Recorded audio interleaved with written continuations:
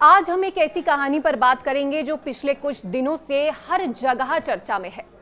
ये है सीमा हैदर की कहानी, एक ऐसी महिला जिसके जीवन में प्यार, डर और अनिश्चितता की जंग चल रही है। खबरें हैं कि 22 अप्रैल 2025 को जम्मू कश्मीर के पहलगाम में हुए आतंकी हमले के बाद भारत सरकार ने सभी पाकिस्तानी नागरिकों को देश छोड़ने का आदेश दिया।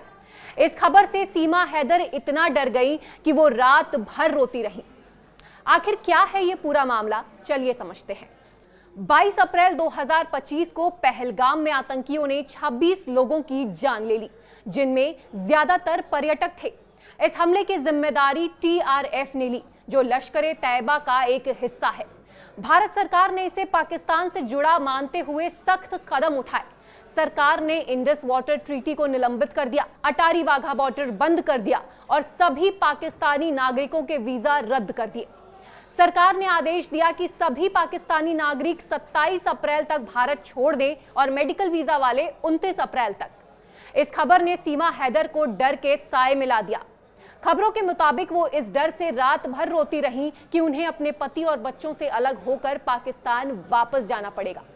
सीमा ने हाल ही में कहा, मैं पाकिस्तान नहीं जाना चाहती, मैं हिंदुस्तान की बहू हूं। इस मामले में सीमा के वकील AP सिंह का कहना है कि सीमा अब पाकिस्तानी नागरिक नहीं है, क्योंकि उन्होंने सचिन से शादी की और उनकी बेटी का जन्म भारत में हुआ। वकील ने अंतर्राष्ट्रीय कानून और गार्जियनशिप एक्ट का हवाला देते हुए कहा कि एक मां को अपने बच्चे से अलग नहीं किया जा सकता। वहीं सोशल मीडिया पर कुछ लोग कह रहे हैं कि सीमा को वापस भेजना चाहिए क्योंकि वो अवैध रूप से भारत आई। वहीं कुछ लोग उनके समर्थन में हैं। कुछ लोग कहते हैं कि उनकी शादी और बच्चे भारत में हैं तो उन्हें यहीं रहने का हक है। सीमा का मामला कोर्ट में भी है और उनके वकील ने राष्ट्रपति के पास याचिका दायर की है। पहलगाम हमले ने भारत पाकिस्तान के रिश्तों को और तनावपूर्ण कर दिया है। ऐसे में सीमा की जिंदगी एक अनिश्चित मोड़ पर खड़ी है। क्या वो भारत में रह पाएंगी? क्या उनकी प्रेम कहानी को कानूनी मान्यता मिलेगी? ये सवाल अभी भी अनसुलझे हैं।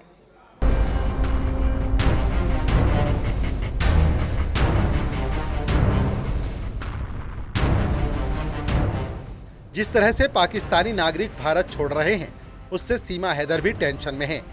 सोशल मीडिया पर उसके बारे में तमाम तरह की चर्चाएं हो रही हैं, जिसमें उसके पाकिस्तान जाने की बातें हो रही है, क्योंकि उसे अभी तक भारतीय नागरिकता नहीं मिली है। वो 2 साल पहले भारत में अवैध रूप से दाखिल हुई थी। लेकिन लगातार पहलगाम अटैक के बाद जहां पूरे देश भर में नाराजगी है, वहीं सीमा की चुप्पी पर लगातार सवाल खड़े हो रहे थे।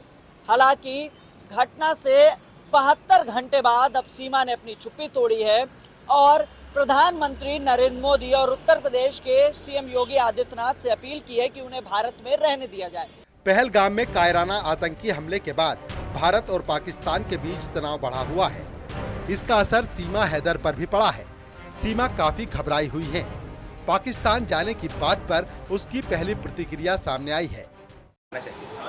मैं पाकिस्तान नहीं जाना चाहती सर। क्या गुहार लगाएंगे अब मोदी जी से? मैं यही गुहार लगाऊंगी मोदी जी और योगी जी से। मैं इनकी शरण में हूँ, मैं इनकी अमानत हूँ। बेटी पाकिस्तान की थी, बहू भारत की हूँ, मुझे यहाँ रहने दिया जाए। हमारे साथ सीमा के चेहरे पर खौफ साफ दिखाई दे रहा है। वो सरकार से अपील कर रही है कि उसे यहीं रहने दिया जाए।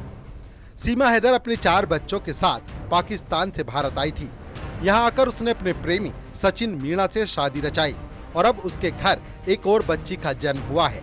वो कई मौकों पर अपने वीडियो जारी करती रहती है। पहलगाम आतंकी हमले के बाद इस वक्त भारत में हर कोई आक्रोश में है। आतंक को पालने पोसने वाले पाकिस्तान को कड़ा सबक सिखाने की मांग देश के कोने कोने से उठ रही है। पाकिस्तानियों के खिलाफ लोग गुस्सा जाहिर कर रहे हैं। ऐसे में सोशल मीडिया पर सीमा हैदर कुछ लोगों के निशाने पर आ गई हैं, जो उसे पाकिस्तान भेजने की बात भी कह रहे हैं। सीमा खुद को सनातनी और भारत की बहू बताती है। हालांकि सीमा हैदर ने भारतीय नागरिकता के लिए आवेदन काफी वक्त से किया हुआ है, लेकिन अभी तक उस पर फैसला नहीं हुआ है। वहीं अवैध प्रवास को लेकर उसके खिलाफ कोर्ट में मामला विचाराधीन है। साथ ही आपको बता दें, सूत्र ये भी बताते हैं कि सीमा हैदर की सुरक्षा बढ़ाई गई है, यानी वहां पे अब निगरानी रखी जा रही है लोकल यूनिट की तरफ से। इसके अलावा गौतम बुद्ध नगर पुलिस कमिश्नरेट ने जो वहां पर कांस्टेबल की तैनाती थी, उनकी संख्या में भी बढ़ोतरी की है, ऐसे हमारे सोर्सेज बताते हैं। कहना है कि वह गृह मंत्रालय और साथ ही जो एजेंसीज हैं, इंटरनल एजेंसीज, उनसे लगातार टच में है। चाहे फिर ATS की बात हो या IB की बात हो, वो लगातार टच में है और जो तमाम डॉक्यूमेंट्स हैं वो भी उनको दिए जा रहे हैं और सीमा यहाँ पर रह रही है, इसके बारे में उनको तमाम जो जानकारी चाहिए वो पूरी तरीके से जांच में सहयोग भी कर रहे हैं। रबुपुरे थाने में मुकदमा लिखा गया था साल 2023 के 7वें महीने में और उसके बाद से ये जांच अभी जारी है।